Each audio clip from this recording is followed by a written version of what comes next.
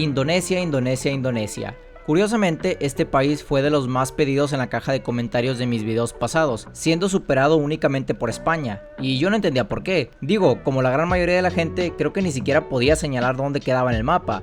Me sentí más ignorante en geografía que un gringo intentando señalar dónde queda Argentina, pero lo que menos me esperaba era encontrarme una realidad muy dura y oscura, pero la cual se encuentra disfrazada por una fachada de prosperidad y desarrollo. El día de hoy acompáñenme a conocer a uno de los países más prometedores a nivel económico, pero cuya población sufre en silencio. En esta ocasión veremos por qué Indonesia está de la vez. Así lo quiso la TVA, mijo, no esté chingando. Para entender la actualidad de Indonesia y cómo llegó a ser la nueva promesa económica que pinta ser la nueva China, toca hablar de su contexto histórico. Aunque bueno, antes tienen que comprender que Indonesia no es un país en el sentido convencional, ya que este se encuentra constituido por más de 18.000 islas. Sí, escucharon bien, 18K de islas. Si la Liga Naranja hubiera tenido sede en Indonesia, Ash todavía seguiría capturando bichos por ahí, o hubiera muerto de hambre perdido en algún bosque, pero ya hablaremos de eso. La historia de Indonesia data de hace milenios, pero el punto histórico que nos importa es durante el siglo XVI, cuando los holandeses decidieron tomar el territorio por su riqueza de recursos naturales y materia prima. Y bueno, también porque era un punto estratégico de comercio muy importante,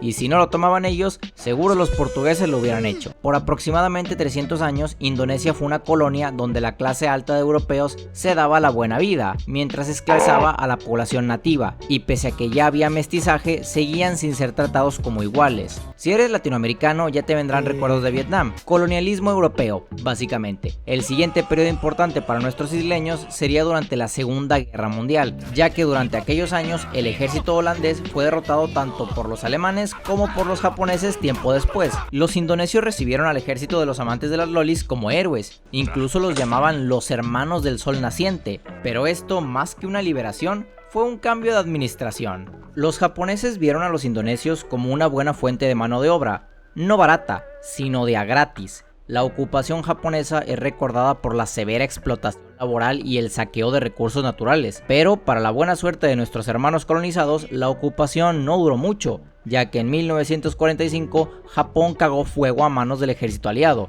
Evidentemente el pueblo indonesio no perdería la oportunidad e inició su proceso de independencia, pero por supuesto que Holanda no estaba dispuesto a dar por perdida su mina de oro, y durante un periodo cercano a los 4 años tuvo lugar un enfrentamiento entre el ejército holandés y el pueblo indonesio. Y sí, dije pueblo, ya que las filas revolucionarias de Indonesia estaban conformadas por exmilitares japoneses, algunos europeos, otros pocos chinos, pero por sobre todo era gente del mismo pueblo que deseaban libertad. Este enfrentamiento concluyó en 1949 debido a la presión social del pueblo holandés, quienes veían con malos ojos el gastar más recursos en una invasión considerada inútil. A duras penas se estaban recuperando de la Segunda Guerra Mundial. Frente a la recién fundada ONU, Estados Unidos argumentó que era más barato tener una buena relación con un nuevo país aliado que mantener una colonia. Porque sí, deja tú todo eso de la esclavitud y el sistema de castas. Mi dinero, güey. ¿A qué vino todo el contexto anterior? Pues a que quiero que entiendan que la historia de Indonesia está profundamente marcada por la colonización y la invasión de países más poderosos. Indonesia es realmente un país bastante joven, las cicatrices históricas aún son bastante frescas y existe un gran recelo por parte del pueblo y el propio gobierno indonesio ante los gobiernos y gente del extranjero. Ahora bien, no se sientan tan mal por Indonesia, porque luego de su trágica historia lentamente pudieron salir adelante.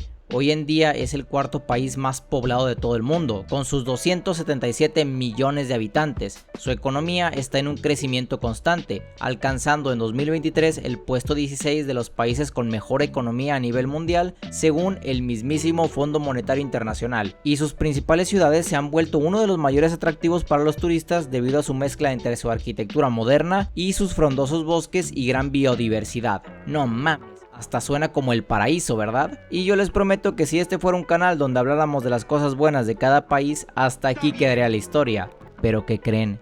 No estamos en uno de esos canales. Primero que nada, un viejo conocido de nosotros los mexicanos, la gentrificación.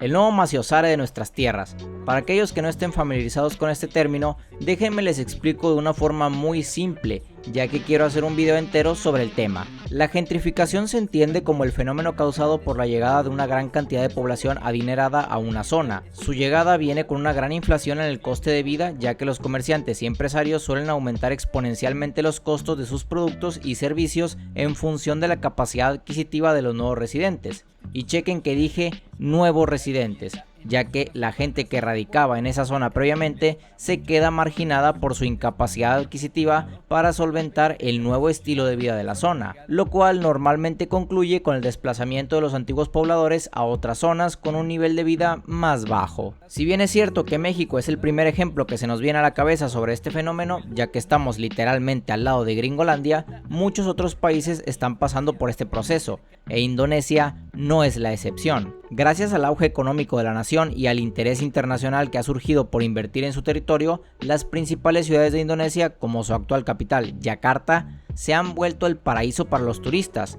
Hoy en día es bastante común encontrar viviendas de lujo en medio de la comunidad rural. Según el informe Allianz de 2015 sobre la riqueza, Indonesia es el país con la mayor brecha social de toda Asia. Esto evidentemente ha causado roces entre la población marginada y la clase acaudalada. En 2016 se dio el caso donde la gente de la comunidad derribó un muro de la torre de oficinas conocidas como Greenhouse. Esto se debió a que la estructura había cortado el camino para que los jóvenes pudieran llegar a su escuela, la cual tiene un nombre que ni siquiera intentaré decirlo porque seguro terminó invocando a Satanás en mi habitación. Casos como el anterior ponen en evidencia el descontento de la población sobre el tema de cómo su entorno es modificado en pro de los avances industriales y por la llegada de una clase social más acaudalada, algo que curiosamente ya fue parodiado durante la temporada 19 de South Park, donde el barrio de Kenny fue comprado para ser demolido y convertido en un barrio comercial super mamón, y quedando la casa de Kenny como un simple adorno exótico para que los turistas se tomaran fotos, porque sí, este fenómeno no es nada nuevo, en Estados Unidos ya lo vivieron. Y lo peor es que el caso anterior no es uno aislado, no, en muchas otras zonas de Indonesia la población ya está mostrando su descontento con la gentrificación mediante carteles o pinturas en las calles. En Karanguni los lugareños ya se mostraron en contra del desarrollo de Utara, el Icon Apartment. En el distrito de Gandingan, en Surakarta, también mostraron su inconformidad por la construcción de apartamentos M-Icons. En Terban, a los planes de construir el apartamento Taman Melati. Y bueno, ya con eso se dan una idea de cómo está la cosa.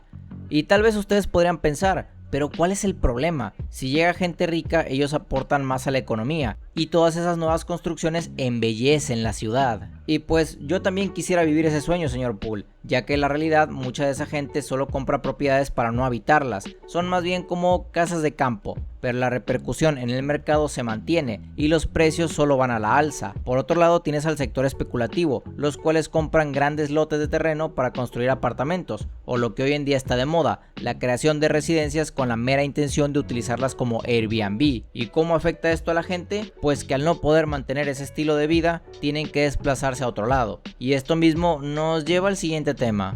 Como mencioné al principio, Indonesia es un país constituido por muchísimas islas, pero los más grandes avances en infraestructura solo se han dado en sus principales ciudades. La gran mayoría de islas ni siquiera tienen acceso por carreteras, ya ni se digan servicios como agua potable, electricidad, ni mucho menos internet. Esto ha propiciado a que las comunidades indígenas mantengan un estilo de vida en base a lo que pueden comer de la naturaleza, la cual abunda, pero el crecimiento acelerado de la industria ha presentado sus consecuencias en el estilo de vida de esta gente. Un ejemplo son los Marín, una comunidad autónoma, la cual durante generaciones se ha mantenido de su recolección de la planta conocida como sagú, pero que a tiempos modernos han tenido que cambiar su estilo de vida debido a que los bosques de Papúa Meridional están siendo talados en pro de la producción energética. Y me dirán, pero tú dijiste que no tienen electricidad, y eso es cierto, los recursos que son extraídos de esta zona serán utilizados para abastecer las grandes ciudades. Y ojo, en honor a la verdad, tengo que romper una lanza a favor del gobierno indonesio, ya que se han encargado de exigir a las empresas dedicadas a la tala de árboles el crear centros de educación sobre agricultura a la población. En estos centros se les enseña a cultivar su propio alimento para que no dependan solo de lo que la naturaleza les pueda dar. El problema viene cuando te das cuenta de que este proceso tomará muchos años, ya que estas hablando de cambiar el estilo de vida que durante generaciones han llevado muchas comunidades nativas de la zona, y mientras eso sucede ya se han reportado muchos casos de malnutrición y deficiencia en el crecimiento de los niños de estas zonas. Esto se debe a que el alimento que el gobierno les proporciona para que no continúen viviendo en la naturaleza tiende a ser pues bastante poco nutritivo, ya que se basa en sopas instantáneas y arroz, mucho arroz. El otro gran inconveniente viene de la mano de nuestra vieja amiga, la discriminación. Muchas personas de diferentes comunidades nativas han reportado malos tratos o simplemente la negación de servicios debido a su procedencia, y esto se ve desde los campos que les comenté anteriormente hasta clínicas sociales. Y aquí encuentro un paralelismo enorme con la situación actual de México, donde muchas comunidades indígenas sufren de malos tratos e incluso agresiones solo por su etnia. Y aunque el gobierno intenta meter las manos, la verdad es que no parece que un cambio social vaya a pasar pronto. Aprovechando que sacamos al tema las zonas selváticas de Indonesia, hablemos de otro punto serio y bastante delicado, por el cual seguro me desmonetizarán este video también. YouTube, por favor, ya suéltame el brazo. Como he mencionado varias veces durante el video, Indonesia está compuesto por muchas islas, las cuales en su conjunto poseen una enorme cantidad de biodiversidad. Para que se den más o menos una idea, en su territorio se encuentran más de 500 especies diferentes solo de reptiles, siendo diversos tipos de serpientes 100 de esas especies, pero también abundan monos, ardillas voladoras, felinos salvajes, aves y un muy largo etcétera. ¿Y qué hay de malo con esto?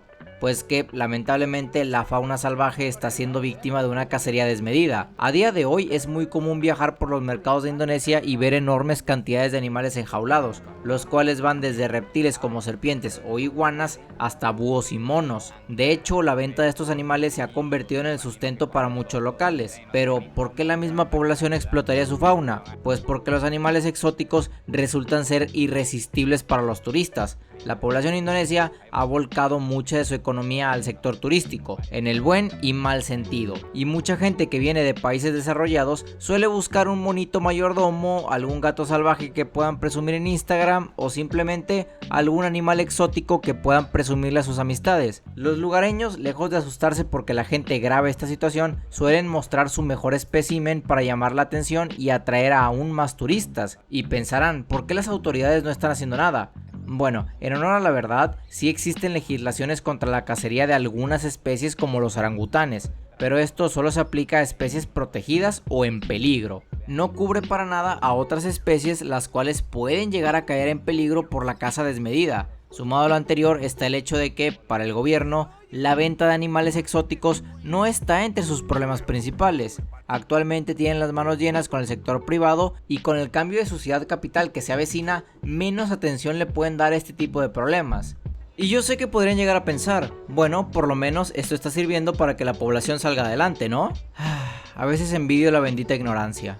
La gente de este país realmente no gana mucho dinero con estas especies, incluso un mercado tan lucrativo como las prendas de lujo que se venden en decenas de miles de dólares no le generan grandes ganancias a la gente.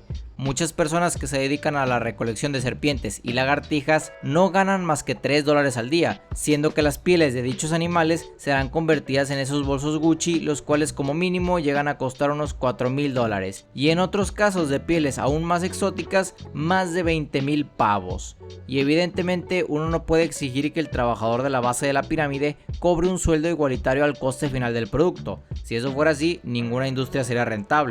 El problema viene cuando entiendes que la producción de estos accesorios ronda un coste de en torno a los $200, pero su precio de venta es inflado hasta 20 veces más. Uno pensaría que algo de ese dinero podría ir encaminado a mejorar las condiciones laborales de los trabajadores o a aumentar sus sueldos. Pero no, esta gente trabaja literalmente sobre tierra y en condiciones deplorables. Prestaciones de ley y seguro médico, amigo, no nos hables en chino. Aquí trabajas 24/7 para ganar suficiente como para comprarte un chicken bake del Costco, pero sin soda, que tampoco te vengas arriba, crack.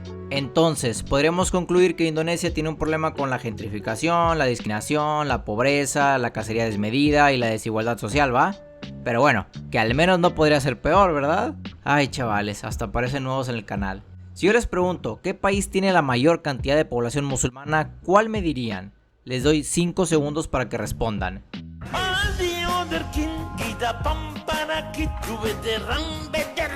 Si dijeron Arabia Saudita, pues no estarían tan equivocados, porque allí se originó el Islam y cuenta con una población de cerca de 33 millones de personas, siendo el 93% musulmanes. Pero ¿qué creen? En Indonesia radican 200 millones de musulmanes, siendo más del 80% de la población total. ¿Y esto qué tiene de malo? Pues en realidad nada, ya que en Indonesia coexisten más de 6 religiones oficiales, siendo principalmente el Islam, el protestantismo, catolicismo, hinduismo, confucianismo y el budismo. Y a diferencia de muchos países de Medio Oriente, no han presentado grandes conflictos entre ellos. Vaya, que es más probable que te discriminen por ser indígena que por ser de una religión diferente, pero también es verdad que existe cierto lado oscuro, y esas son las zonas en las que se ejerce la ley Sharia. Se preguntarán, ¿qué hornos es una ley Sharia? Pues en términos muy simples, es un código que rige casi cada aspecto de la vida de los ciudadanos, desde algo tan simple como cómo debes de vestir, hasta cosas más serias como prohibir que las mujeres trabajen, mocharle la mano a los ladrones, apedrear a las mujeres infieles y prohibir el consumo de unas rubias bien frías. Y ojo con esto, tienen que entender que no en todas las regiones donde se practica el Islam se hace de la misma manera, ya que hay países que separan completamente las prácticas religiosas de su constitución. Por otro lado, hay países donde la religión es su constitución. El caso más extremo que conocemos es el de Afganistán con los talibanes, donde estas reglas se aplican a rajatabla. Y el hecho de ser mujer ya es sinónimo de represión social. Indonesia afortunadamente pertenece al primer caso, o bueno, a medias, ya que la ley nacional no está sujeta completamente a la ley Sharia, pero es cierto que en ciertas regiones sí se pone en práctica. Si bien no es común ver a una mujer ser apedreada en la calle, según la organización no gubernamental Human Rights Watch, existen muchos casos de aplicación desigual y abusiva de las leyes, ya que las autoridades suelen ser mucho más severas respecto a la vestimenta de la mujer ante la del hombre, y también concluyen que la ley suele no ser aplicada contra personas de alto poder adquisitivo o relaciones políticas. Porque sí, todos son iguales ante Alá, a menos que sea rico y poderoso, ahí sí no son tan duros. También cabe mencionar que una parte importante de la comunidad musulmana ha ejercido presión para que la ley Sharia se aplique en todo el territorio, pero de momento el gobierno se mantiene firme en su postura de respetar la diversidad étnica y la libertad de culto. Esperemos que esto se mantenga así, ya que dentro de la propia Indonesia mucha gente repudia las tradiciones más severas del Islam, debido a que las perciben como retrógradas y misóginas. Y vamos a ver, razón no les falta. Estas leyes prácticamente juzgan a la mujer como un objeto, en lugar de como un sujeto con derechos. Ya para ir cerrando con el tema, Indonesia me da un poco de pena. Por un lado es la nueva promesa asiática, muchos la consideran como el próximo milagro geopolítico como lo fue China en su momento. Sus ciudades han tenido un gran avance en arquitectura y creación de empleo, pero esto solo es la realidad de una minoría. La vida del ciudadano promedio es realmente dura, trabajan por un sueldo miserable, sin prestaciones ni derechos, y aquellos que viven de la naturaleza y de su propio esfuerzo, solo les queda ver cómo su entorno se modifica lentamente en pro del desarrollo social con la esperanza de no quedarse atrás. Puedo empatizar con su situación, ya que los mexicanos estamos viviendo una situación muy similar. Las zonas silvestres están siendo derrumbadas para construir clubes para los turistas. La población indígena sufre las consecuencias de una economía aplastante y tienen que tolerar malos tratos y discriminación. Y al igual que en Indonesia, el gobierno parece más interesado en resolver sus necesidades antes que las de la población. Por mi parte, hasta aquí quedará el video. Les aviso que por fin somos socios de YouTube, lo que significa que ahora tenemos liberada la pestaña de comunidad, donde les estaré actualizando sobre los próximos videos. Ya sin más que agregar, yo me despido y les pregunto, ¿de qué nos quejaremos la próxima?